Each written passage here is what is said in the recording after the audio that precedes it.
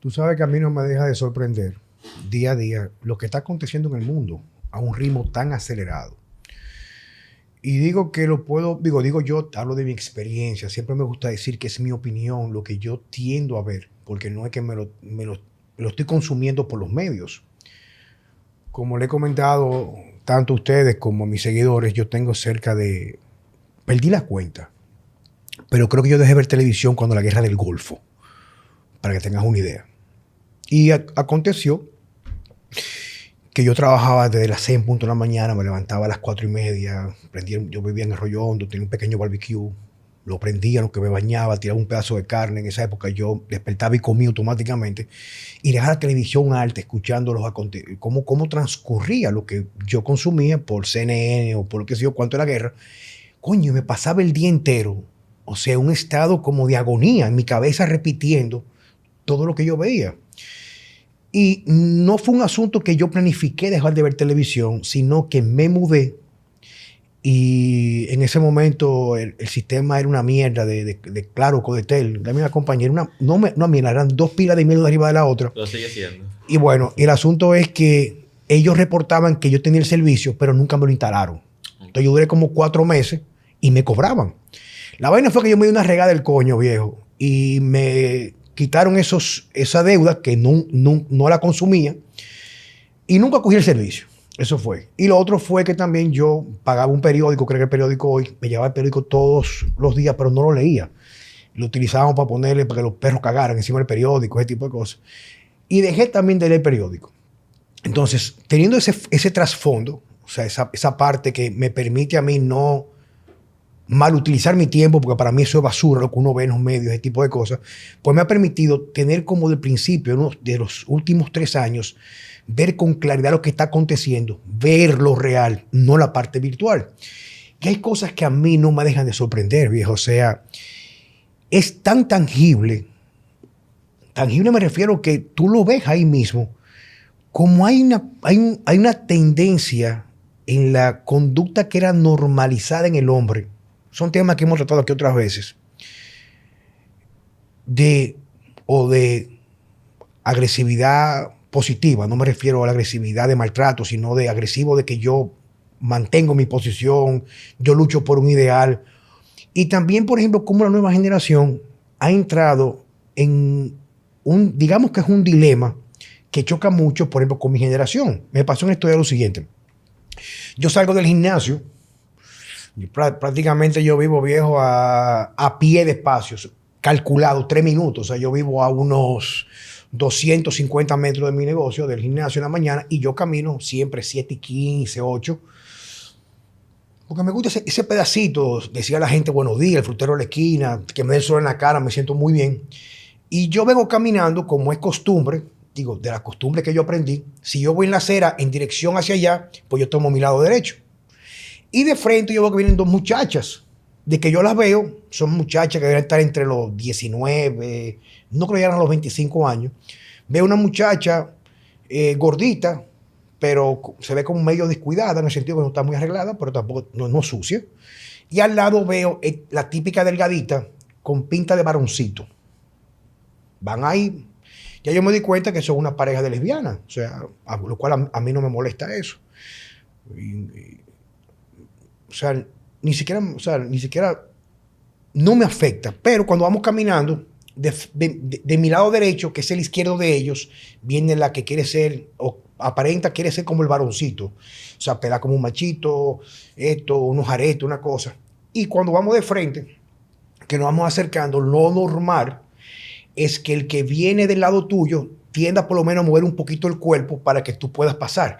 Ella hizo un acto como de imponer lo que ella considera un derecho por encima de los míos, marcado por un privilegio, y prácticamente sin palabras enfrentó mi espacio.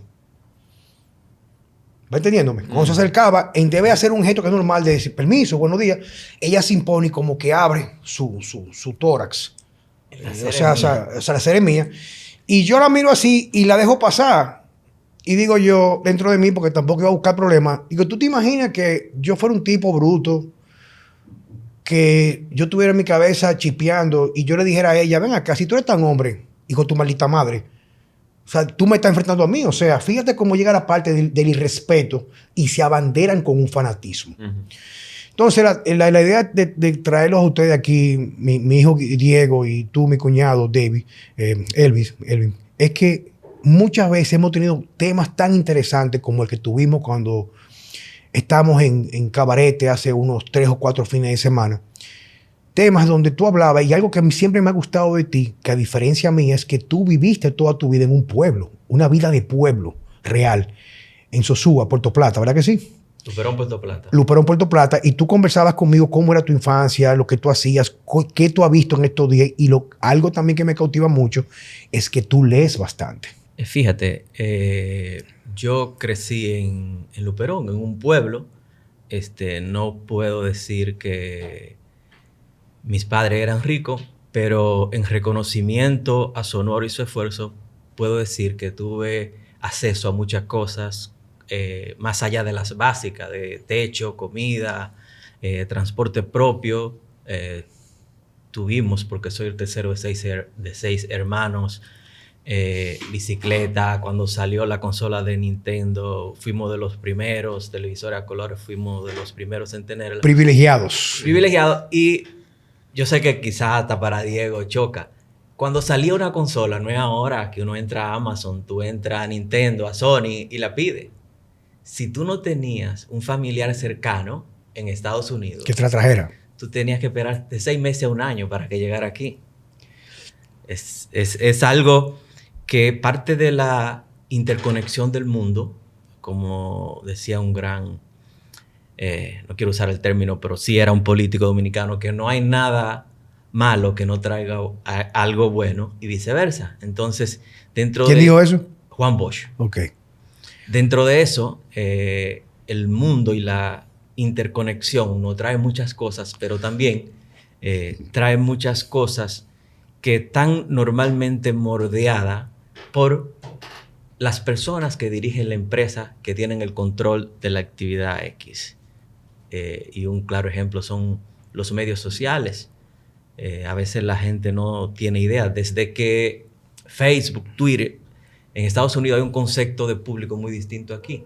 Desde que Facebook se hizo público, una empresa pública, es decir, que yo puedo ir y comprar acciones, cambia un poco la temática. Al principio surgió como una plataforma para compartir contenido, pero ya es una empresa que su principal ingreso es la publicidad, porque quienes están detrás de ellos son inversionistas. O sea, y como te decía, crecí en el campo, crecí en un matrimonio dedicado a la agricultura, al comercio. En ese andar, durante los próximos 20 años, he dedicado y he sido un apasionado de la tecnología, el turismo y los negocios. Y en ese andar y en ese camino he aprendido y han habido 3 hechos que me han marcado. Uno ha sido el haber participado y conocer el Estado a una edad muy joven. ¿A partir de qué edad? 23, 24 años. Creo que fue que tú entraste a trabajar al sector público, ¿verdad que sí? Sí. De hecho, formé desde la universidad. Estuve en un movimiento político de apoyo cuando surgió Leonel, con nuevas ideas, una forma de pensar distinta.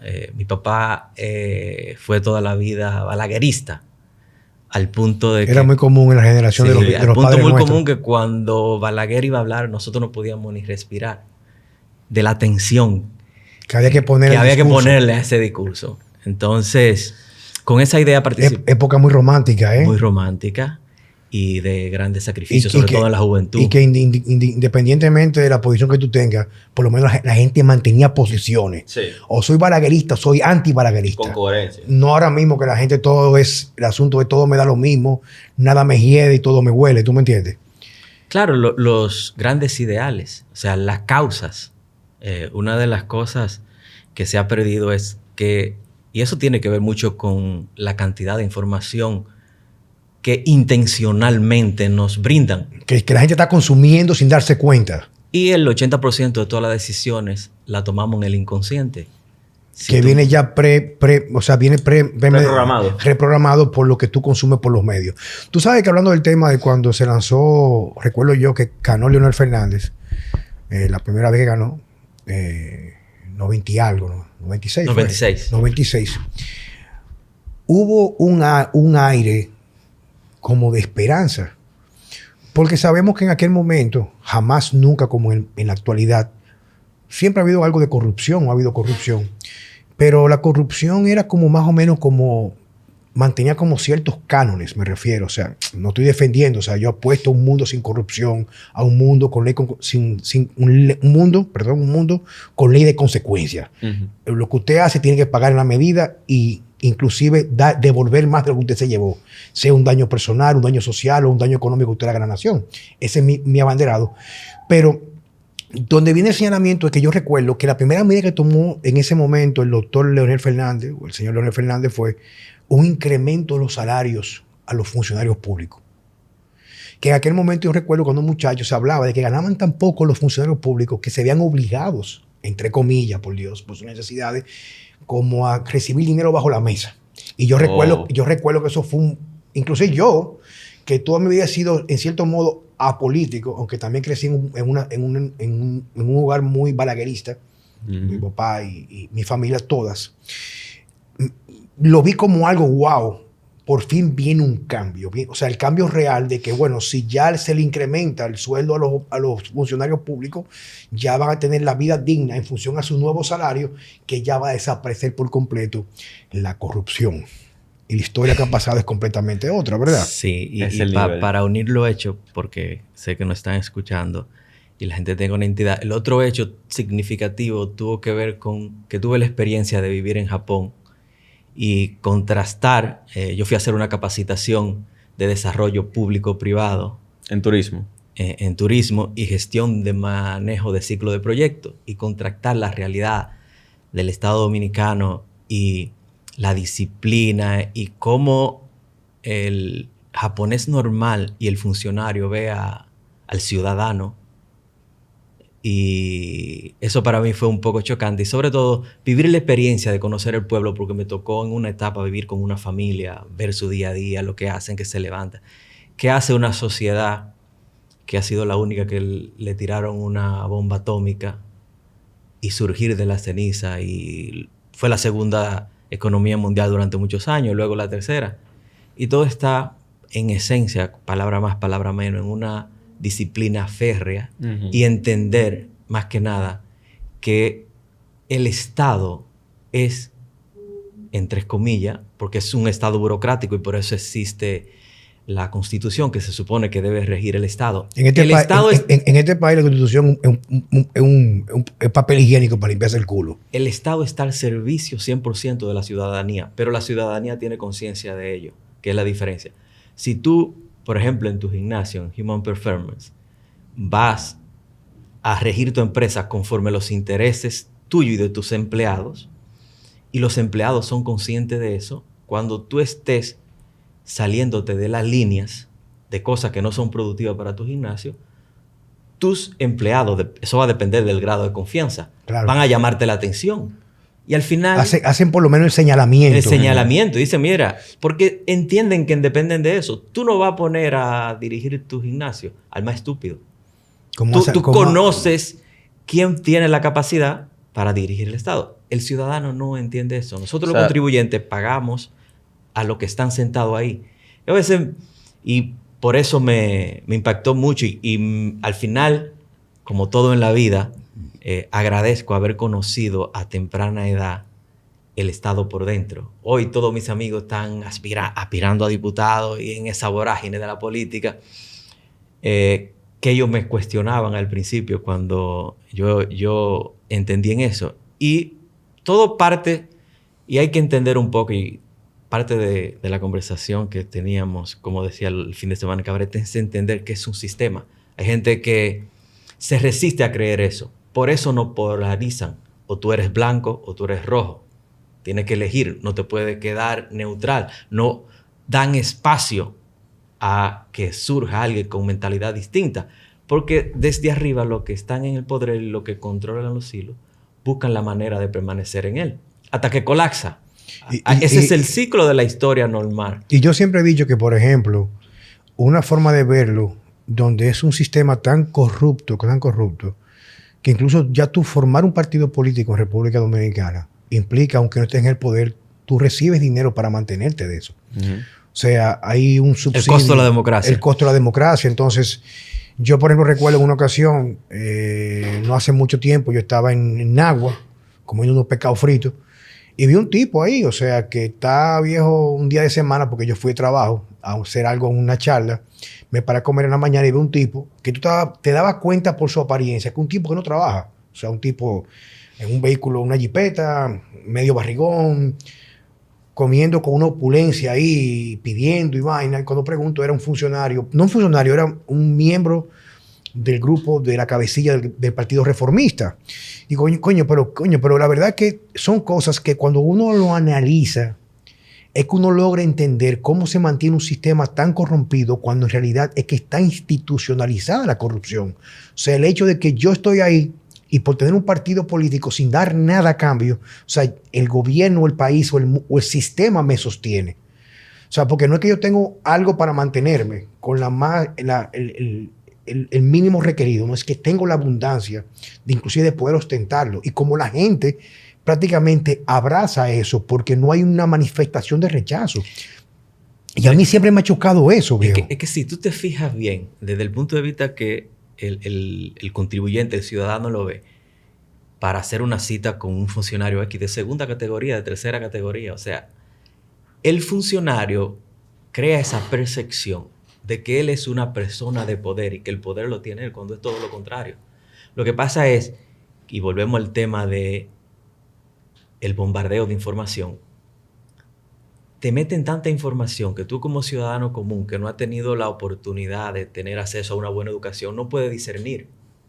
Y tú crees que ese funcionario que está al servicio tuyo es alguien superior a ti y que él llegó ahí por cuestiones de su capacidad, de su talento, cuando fuiste tú como pueblo que le diste el poder.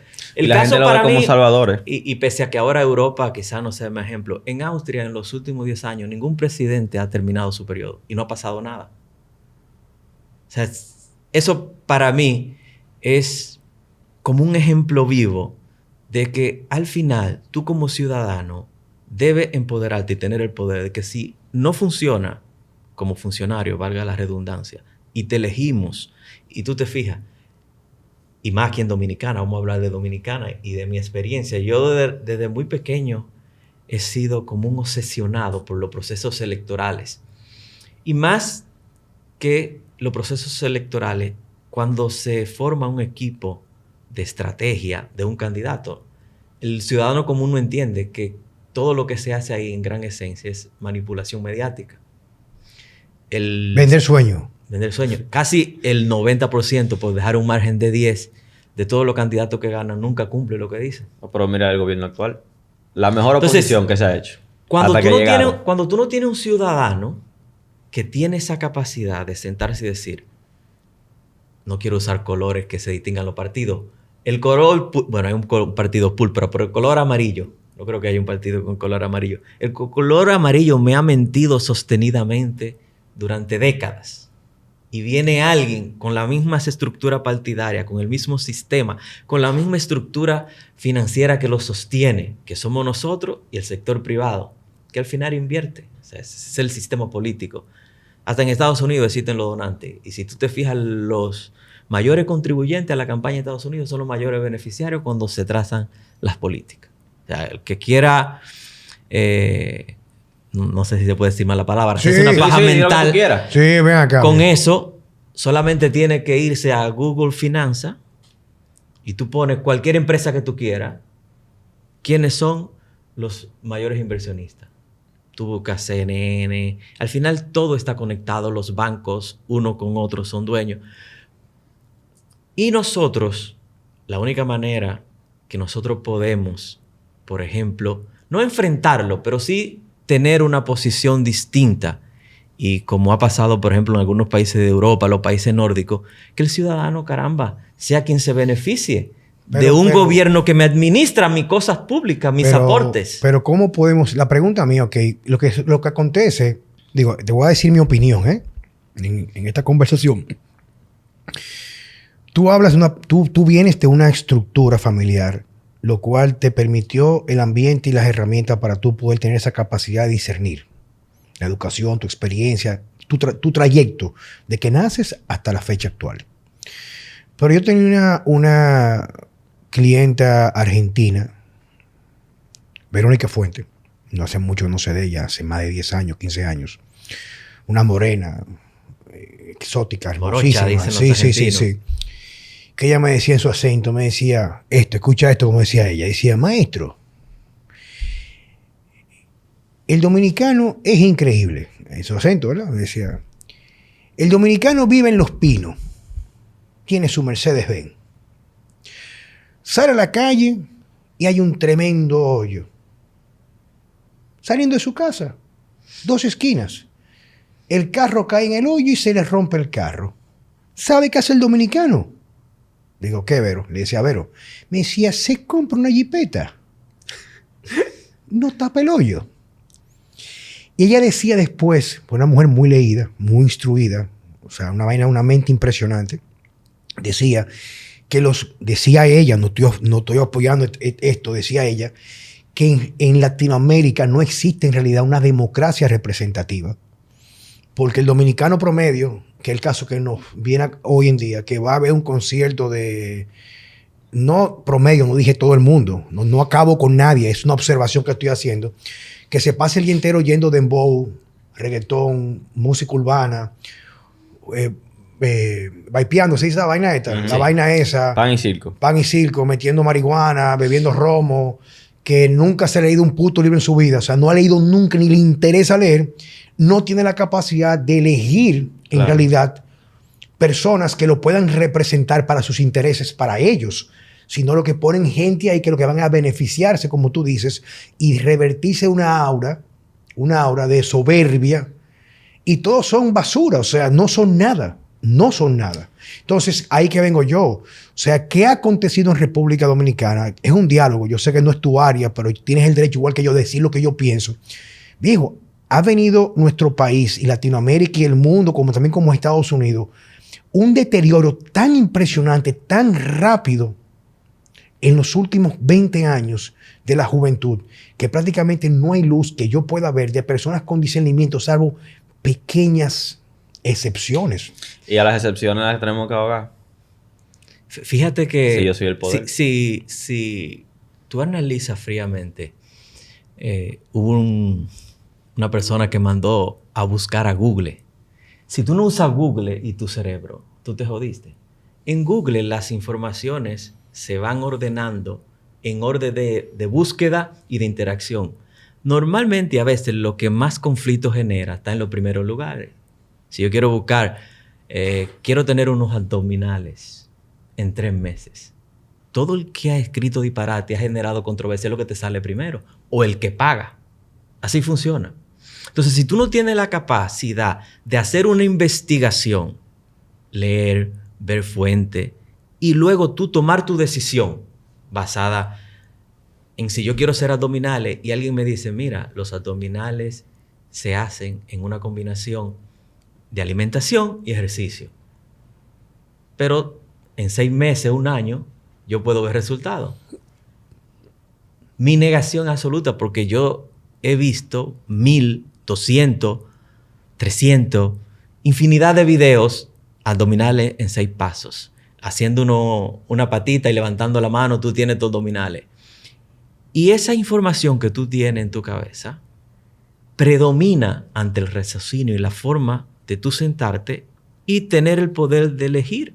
Es decir, yo elijo basado en mi conocimiento, en mi experiencia, en la experiencia de las personas que tienen abdominales, que yo lo evito desarrollarse, y tomo esa decisión. La decisión está manipulada emocionalmente por quien te vende un cursito, quien a veces tiene el poder de, porque la industria y sobre todo la tecnología ha ido variando. Ahora, generar view generar interacción te deja dinero, la gente monetiza con eso, mucha gente no lo sabe. Y mientras mis videos generen interacción, aunque yo no venda nada, pero sí genero controversia y eso me genera views, pues Google me da un 0.0 algo y yo genero ingreso con eso. Entonces, eso es lo que predomina. Entonces, si tú no tienes la capacidad de hacer una investigación, buscar varias fuentes, contrastar y poder elegir, sentarte y decir, así como en un ajedrez, ok, esto es lo que hay sobre los abdominales. Yo tengo a A y a B que han hecho abdominales y yo lo conozco, he visto su proceso. Lo vi cuando empezaron gimnasio, pero me tomó un año. Eso es lo que no nos gusta a nosotros. Por el efecto quizá placebo o la sensación instantánea. Que es lo mismo que pasa con la comida rápida. Yo, por ejemplo, tengo tiempo que casi no como comida rápida. Porque cuando pienso en el efecto que voy a sentir después, digo, no. No, y eso y la suerte que como tú me comentaste, ¿qué tiempo tú tienes con la dieta de Simo Diet? Ya prácticamente. Casi 4 años. Casi 4 años. Casi 4 años. Tú sabes que una de las cosas también que me sorprende mucho. Y no me gusta llamarle dieta, me gusta llamarle un estilo de vida. Sí, porque la dieta lo que hace es liberarte. La palabra dieta como que a veces encierra mentalmente a las personas. Lo que pasa es que si no le pongo dieta, la gente no lee el libro. No, yo digo, es verdad. La gente no lee el libro porque todo el mundo quiere una dieta. No, yo lo digo en mi experiencia. No, porque todo el que la asume, eventualmente dice, es que esto no es una dieta, esto es un estilo de vida. Claro. Pero tienes que asumirla primero. Tú tienes que asumirla porque para yo vender, que prácticamente la dieta es gratuita, y el libro que se publicó hace unos cuantos meses atrás, se puso prácticamente casi, claro, hay un pequeño margen para cubrir otros casos operacionales, lo que me costó la impresión, tirar el libro. Menos que un McDonald's. Exacto. Entonces, una de las cosas también que a mí, y eso es, o sea, no es que me molesta, me pica muchas veces, pero no deja de ser interesante, es, por ejemplo, yo hago una disertación hablando del ciclo circadiano. Uh-huh. O hago una disertación de la importancia de la vitamina D. Y no solamente que son cosas que yo las hablo porque yo las leí, sino que yo las vengo experimentando y practicando porque tengo una práctica profesional. No, y tú la vives tú personalmente. Personalmente. Y tengo una práctica profesional con personas, por ejemplo, que van con múltiples condiciones. Y yo hago compartir eso. Y automáticamente aparecen un par de idiotas que me dicen que yo debería avalar eso con información científica. Pero hijo, tu maldita madre, tú no sabes que el 95, 98% de lo que tú encuentras que es avalado por la ciencia responde a intereses particulares. Eso o sea, que ya no no se hace ciencia. O sea, el concepto de hacer ciencia implica el método científico. Hay varias formas, pero uno de ellos es... Hay un fenómeno que todo el mundo dice que es imposible. O sea, un fenómeno implica algo como que sale de lo común. Y alguien quiere observar ese fenómeno. Por ejemplo... Hay un fenómeno que Juan Carlos Simón es un tipo que sin medicamentos, eliminando algunos alimentos, comiendo 2 veces al día, la gente se cura. No todo el mundo, pero hay muchas personas que me han dado su testimonio y que yo lo veo, se curan de diabetes tipo 2, para decirte algo. O personas que tienen trastornos de sueño que estaban subclínicamente depresivos, que no estaban medicando, pero estaban ya muy desanimados por cambiar lo que comen, hacer ciertas pasos muy básicos, sienten una mejora y sienten que renacen de nuevo. Pero nadie es capaz de decir, coño, déjame tomar este fenómeno y vamos a llevar a un laboratorio para analizarlo con esta persona. Vamos a hacer una media, una investigación. Entonces, las personas ni siquiera sienten la curiosidad, que hay que yo siempre digo, y me atacan mucho por eso, que para mí, el estúpido o la estupidez es la falta de curiosidad. Porque yo siempre, igual que todo el mundo, pues yo vivo en la sociedad, yo no vivo aislado. Hay muchas cosas que yo las veo y las puedo asumir, aunque ya con la experiencia que tengo de años, todo lo que viene de los medios, el gobierno o las farmacéuticas o los estudios pagados por intereses particulares, yo lo pongo en duda. Esa es mi posición. El problema es, tío, que ver para creer se ha convertido a ver en el celular para creer. O sea, ya la gente le ha puesto más fe a lo que ve en la pantalla, aun sea cosas que ni siquiera están en su propio país, por encima de lo que tú sales a la calle y tú ves y observas. Pero volviendo a ese punto, fíjate lo que sucede es, si tú te fijas y lo analizas bien, hay un fragmento de un discurso de Theodore Roosevelt que a mí me encanta y me siento comprendido cuando veo hater y gente que se llama El hombre en el campo, haciendo una traducción, que habla, todos esos haters que tú ves y toda esa gente que busca interacción, es porque su vida o la vida virtual es online, no tienen una vida fuera de ahí. Si tú te fijas a veces, yo a veces veo interacciones y cosas y me siento tentado a comentar. Digo, no, mejor voy a leer un libro o voy a escuchar un podcast. Tú entras a un perfil de cualquiera de esos haters, por llamarle un nombre, y tú solamente puedes ver el patrón común. Las personas que siguen, los comentarios que hacen. Su vida entera es criticar. Pero mira, por ejemplo, en estos días, tú sabes que tuve un caso, yo he ido a varios medios y he mantenido mi posición de mi discurso. Ajá. Y como este es mi medio, digo lo que me da mi maldita gana. Y es lo siguiente, o sea, yo lo puedo llevar a discusión o a debate con cualquier persona, donde yo sostengo que, por ejemplo, escucha esto, el colesterol total en sangre no es un factor de riesgo independiente para la enfermedad coronaria. O sea, para no entrar en detalle, o sea, están los estudios ahí. El 50% de la gente que enferma del corazón nunca han sufrido de colesterol alto. Lo tienen bajito. O sea, nunca. Hay otros factores, claro Fíjate, está. para apoyarte eso, yo el otro día estaba escuchando, me gusta después que uno lee un libro, escuchar el podcast del autor, del mafio, del sueño. Y él hablaba, un médico, un cardiólogo se pasa entre 12 y 14 años estudiando sobre el corazón y 2 años sobre alimentación, cuando el funcionamiento del corazón depende en esencia de la alimentación. Pero oye, sí, pero tú vas conmigo, o sea, el mensaje es el siguiente, yo mantengo un discurso.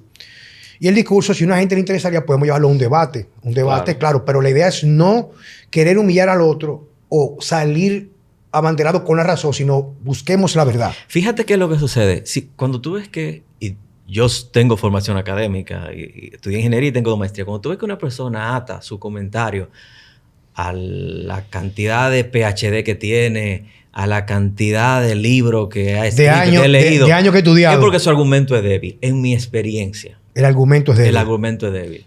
Es que usualmente quiere cambiar la historia. Usualmente hacen argumento de autoridad. Al final, porque yo soy tal cosa, entonces eso es verdad. Al final, la misma ciencia que te llevó a tener un punto, te puede llevar a tener otro. Yo he sido un obsesionado, entre muchas cosas, por las biografías. Einstein en su tiempo era cuestionado por los matemáticos. Si tú te fijas, todo el que propone algo distinto, algo revolucionario, o que confronta a la gente, porque no importa lo que tú veas, no importa lo que tú leas, cuando tú tienes resultado concreto, se impone. Los primeros médicos eran brujos y lo mataban. Hay gente que ante los resultados, porque está tan condicionado a lo que ve en la pantalla, a lo que vio o a lo que le dijo, porque ató su comentario a que yo tengo 2 PhD en esto, que no quiere ni siquiera ver los resultados. Y acudiendo a una gran frase del gran genio, hay 2 cosas infinitas y de una no estoy seguro, y una es la estupidez humana y otra el espacio. Entonces, la naturaleza humana es impresionante. No me sorprende. Sí, obviamente tengo mi discurso interno, lo he podido, y más en los últimos 2 años, interiorizar, porque puedo entender por qué hacen esos comentarios. Como te dije al principio, fíjate, antes se decía, tú quieres ver que una persona, mira con quién sale, mira quiénes están en su entorno. Ahora tú quieres ver uno de esos haters online, mira a quienes siguen, mira lo que ven, mira lo que escuchen, mira lo que leen, y va a tener la misma respuesta. No hay una vida orgánica, una familia fuera de la red. Toda su vida depende y está online. Sujeta fingiendo que es feliz con una foto que no es feliz. Con unos filtros, una figura que no es. Sí, porque la gente cambia su imagen. Cuando tú la conoces, viejo, es un vómito. Ayer leí un artículo interesante de una persona que conoció a alguien por Tinder, le pagó el vuelo para que fuera, y cuando le dijo, tú no eres la persona con la que yo he estado interactuando, y la devolvió. Pero, como te decía, esas son de las cosas que trae la tecnología que no son tan buenas, pero también permite que tengamos este tipo de conversación, que existan medios alternativos. Claro, y yo creo mucho y creo en que se avecina y estamos en el proceso de una evolución del Internet y sobre todo de la información y del control de las industrias de la información con lo que se le llama el Internet 3.0, que a veces la gente lo confunde con la criptodivisa, pero que sí está atado a lo que dio origen a la criptodivisa como blockchain. Y en 2 o 3 años, yo creo que todo este tema de especulación, de hate, de crítico, de banear, yo soy uno que creo que tú puedes decir lo que te dé la gana. Pero claro que sí. Ahora, no me cuarte a mí por yo decir lo que me dé la gana. Claro. Que es lo mismo que pasó con la... O sea, que el discurso de muchos gobiernos se quedó atrapado. O sea, tú hablas de una libertad de que tú como ciudadano tenga el poder de elegir, pero con la... No. Tú quieres Sí, que yo pero elija el el género. Y que... Es que ese trasfondo es Entonces, bien fondo y bien sí. oscuro. Ese Sí. es otro podcast. Pero lo que te quiero decir, esos son los contrastes donde se quedan atrapados y existen. Y hoy los mejores programadores del mundo están trabajando en el blockchain y están creando estructura. Por ejemplo, para que tú tengas una idea, la gente confunde y cree que el tema de la criptodivisa es como dinero digital y es todo lo contrario. Es la evolución del Internet y vamos a pasar de un Internet de compartir contenido a un Internet de propiedad, donde nosotros grabamos este podcast, lo hacemos un NFT y todo lo que genere este podcast debe ser tuyo, no la miseria que te da Google o no lo que muchos hacen, que te cogen caption del video y hacen dinero con eso. Eso va a estar, o está, y ya en muchos casos, programado con un código que tú puedes traquear todo el recorrido. Y tú eres que tiene la propiedad. Lo mismo pasa con la industria de la música, los videojuegos. La industria de la música, hace 5 o 10 años atrás, tú comprabas un CD. Yo tenía un CD Walkman que para mí era el final del mundo. Pero hoy la música es centavo a los creadores de música. ¿Y quién se lleva el dinero? Spotify, Sí. Apple No, Music. y las disqueras. Porque no hay en la red todavía una garantía de propiedad de lo que yo hago, del contenido que yo creo, que hago mi esfuerzo, que genero creatividad, sea el copy-paste por otro. Y el otro sea que le saque más beneficio dependiendo de las habilidades que tenga para los medios sociales, el internet. Tú sabes lo que estaba comentando hace un momentito cuando vino el tema ahora sobre el colesterol y mi posición. Algo que a mí en realidad me causó mucha... la emoción, no sé cómo decirte, pero fue más o menos... Porque ni siquiera me molestó ni me perturbó en absoluto. Pero me causó mucha... Confusión, curiosidad. digamos como curiosidad, porque yo cuando hablé en varios lugares sobre mi experiencia con personas que van con ciertas condiciones y yo, claro, si están dispuestas a cambiar su estilo de vida solamente así, pues entonces tú puedes esperar que cambie la enfermedad. Porque lo que es la medicina convencional es para estilo de vida convencional. Y para curar. O sea, O sea, un médico, tuve un pensum de una universidad. Sí, sí. El médico estudia para curar. Para curar o tratar prácticamente tratar las patologías, perdón, no para prevenirlas, tú sabes. O tú vivir con ellas yo jamás, o medicarte. Por mi experiencia, y bueno, tú lo sabes muy bien, cuando tenía 39 años me diagnosticaron con 2 hernias. Y fui donde un médico con PhD y en pocas palabras, porque no quiero darle el mérito, te dijo, tú te jodiste. O sea, tú te jodiste, va a doler toda la vida. Esos dolores no se desaparecen. Y yo he podido restablecer mi salud y te puedo decir con certeza que mejor que antes de que me diagnosticaran con la hernia. Entonces, si yo busco, por ejemplo, bienestar, salud, jamás iría donde un médico. Porque, Bueno, y lo digo responsable, porque yo asumo mi salud como responsabilidad. Claro. O sea, y que no se delega, no se debería de delegar. Yo no Ese iría... es el problema. La gente porque delega su salud. Fíjate bien, tú vas donde un abogado. Mira, yo quiero que tú me asesores para no tener problema legal. Si tú lo piensas bien y lo analizas y reflexionas un poquito, es difícil encontrarlo.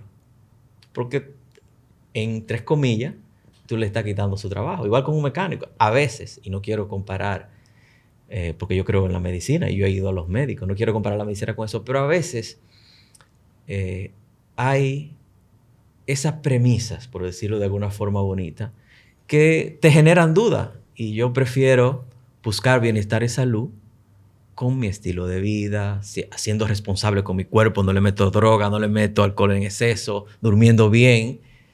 Y, ¿qué te digo? Puedo decir que tengo resultados. Pero vamos a decirte con relación a lo que estaba comentando. O sea, lo del colesterol, ¿verdad? O sea, lo que ya dije anteriormente. Entonces, cuando yo hago esto, se desata una campaña y yo sé que en cierto modo, no todo, pero una parte fue hasta inclusive paga. Una chica por ahí que nunca le he conocido acabó conmigo. Pero nada, cada quien da lo que tiene y habla lo que abunda. O sea, yo no me metí en ese tipo de cosas. Sí vi, inclusive no vi un video completo de lo que subió ella acabando conmigo, que yo era o un ladrón, o que yo era un farsante, o un... lo que sea, no importa. Porque al fin y al cabo, cada quien da de lo que tiene y yo no necesito aprobación de nadie, ni tampoco que la gente me valide lo que yo sé que trabaja.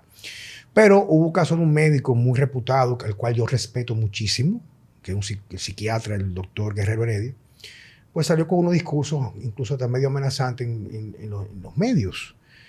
Y me ha preguntado varias veces a mí, porque me invitaron a un debate con él, lo cual yo, gracias a mi mujer Mariel, a mi esposa, desistí porque yo iba a ir. Y dije yo después, pero a debatir qué con él, porque él es, para mí podría ser, si yo tengo una persona que está a punto de suicidarse o que tiene un trastorno, o sea, el final de lo que tenga que ver con cualquier condición psiquiátrica, definitivamente es a donde él que tiene que ir. Para medicarse, evitar que esa gente se tire por una persiana, se corte las venas o se cuelgue de una soga, una percha, por decirlo así. Entonces, debatir que cuando de lo que él sabe yo no sé nada, del punto de vista como coger un caso clínico y mediante mi entrevista y lo que yo voy a analizar cuál es la droga perfecta para esa condición. Pero por igual él no sabe de lo que yo sé. Claro. O sea, yo tengo años estudiando. Yo diría que yo tengo años, o sea, no te puedo decir que 30 años, pero tengo un promedio de 21 años estudiando en academias sobre los alimentos y cómo impactan en todo lo que tiene que ver en el cuerpo humano. Desde la mente, la inmunidad, parte musculoesquelética. La gente piensa que la gente se deteriora físicamente. ¿Sabes que Cervantes lo graficaba muy bien? Por falta de ejercicio. Y no es, es un deterioro inducido por la alimentación inflamatoria. Entonces me dice a mí, pero ¿qué tú tienes que decir? Pero yo no tengo nada que decir de él. O sea, yo reitero que lo admiro muchísimo porque sé que él trabaja muy bien. Pero me sorprendió mucho que tomara ese discurso sin siquiera haber conversado conmigo. Pero nada, eso quedó ahí. Entonces, eso conlleva a donde yo comienzo a reflexionar y digo, ven acá, en realidad, el discurso de cualquier persona que viene en contra de otra, no de mí, de cualquier persona con algo opuesto a lo que tú estás abanderado, ¿es porque tú crees que llevas la verdad o porque yo afecto tus intereses económicos? Esa es la parte más interesante. Porque yo te voy a decir una cosa, o sea, el podcast anterior que hicimos es una chica que estuvo luchando cerca de un mes para que no le amputaran un pie en el hospital de la diabetes. Ella se curó con la alimentación. Incluso en el podcast anterior, ahí está la gráfica del pie abierto en el hueso. Y como por dejar de comer, claro, se fue una doctora que le limpió la herida, y comenzando a comer más proteínas y de eliminar todo lo inflamatorio, el pie cicatrizó. Pero te pones a averiguar cuántos pies amputan en ese lugar, quizás que pudieran ser recuperables. Sabemos que no todos. Entonces, yo lo que siempre he apelado, Elvin y Diego, es a un mundo más justo, más equitativo, un mundo donde yo, que a lo mejor, como me dice María, que tengo luz a cierto modo, digo, no soy el que más lo sé todo, pero igual que tú, yo soy un enfermo con la lectura. A veces yo compro libros, viejo, nada más por tener, ojearlo y darme cuenta que lo que dice ese libro ya yo lo sabía de otro libro similar. Y siempre aprendo algo nuevo, pero es como algo desenfrenado, de yo validar o investigar cosas nuevas, de cómo lo que tú comes, lo que tú haces, puede afectar. Entonces digo, pero ¿hasta qué punto? Si yo tengo una vocación supuestamente de ser un sanador, un médico, un cirujano, ¿hasta qué punto yo veo al otro simplemente como un instrumento de mi beneficio económico y estoy dispuesto a sacrificar la vida del otro? Entonces, es el punto que yo llego a la reflexión. Entonces, dándole un cambio a este tema, de tu perspectiva, siendo una persona muy observadora, que viene de una ciudad, de un pueblo muy tradicional dominicano, una familia muy tradicional, ¿cómo tú ves el fenómeno de la feminización del varón hoy en día? Fíjate, el otro día leí un chiste tan cruel que me causó gracia, que decía, vamos a darle a todo este tema de género un país ahí en Estados Unidos, muchos terrenos, y vamos a dejarlo 20, 30 años y se van a acabar por un tema esencial para mí, que es la procreación. O sea, yo crecí en un hogar donde mi padre era católico, por su ascendencia española, a férreo. Mis bisabuelos llegaron a Puerto Plata, a un campo, y lo primero que hicieron fue una iglesia católica. O sea, Y mi madre, dominicana, religiosa, lo que le llamamos cristiano, al final todos son cristianos, pero de una iglesia, y siempre se logró limar la pereza. Pero lo que te quiero decir, porque muchas veces quieren atar el tema de género con la religión. A veces, tú sabes, buscan fortalecer su argumento con eso. Pero eso es simple, o sea, el ser humano, desde que se hizo y se tiene conciencia, el hombre es hombre y la mujer es mujer, en términos prácticos. O sea, eso no quita que yo pueda respetar la inclinación sexual de cada quien, y la respeto. Y conozco personas y tengo amigos que conozco su inclinación sexual y no me limita a no tener una amistad con eso. Pero el hombre es hombre y la mujer es mujer. Sí, tú sabes y que... la procreación, comentario, la sí. naturaleza es... Si tú quieres ver algo más impresionante, es la naturaleza en su sentido general. No solamente nosotros los humanos, sino el medio ambiente. Así se hizo para poder procrearnos y para poder nosotros llegar a 8,000 millones de personas que tenemos. Si siempre la observación que yo hago, Elvin, Diego, es la siguiente. O sea, y quiero ser reiterativo para ir cerrando en este tema, que lo vamos a cubrir en otro podcast, es que mantengo y sostengo que no estoy en contra de lo que un adulto quiere hacer, sino que en sí hay una agenda que trata de normalizar. No es que no sea normal, o sea, no estamos diciendo que no lo sea, pero quiere darle categoría de mayoría a una minoría de la sociedad. Entonces, ¿qué resulta? Que cuando personas que se abanderan de ese enfoque dogmatizado que se abanderan, lo que hacen es buscar rechazo de otras personas, porque todo lo que es dogmatizado implica ser extremista. Como te expliqué al principio de esto, que yo iba en la calle caminando, como todo ciudadano, diciéndole buenos días que me pasaba por al lado, buenos días, ¿cómo está usted? Feliz día. Y me topo con esta parejita de chicas lesbianas que prácticamente lo que hicieron fue entrar en mi terreno y pisotear mis derechos, ¿tú me entiendes? Porque entienden que están protegidas o abanderadas por X razón. Pero lo que podemos hacer, en definitiva, es dejar el tema para un siguiente podcast, el segundo a partir de ahora, y quedan los dos abiertos a invitación. Cuento contigo, Diego, y con mi cuñado, Elvin Polanco. Un placer. Claro que sí. Un placer. Señores, muchas gracias por estar con nosotros en Vida Sana con Juan Carlos Simón.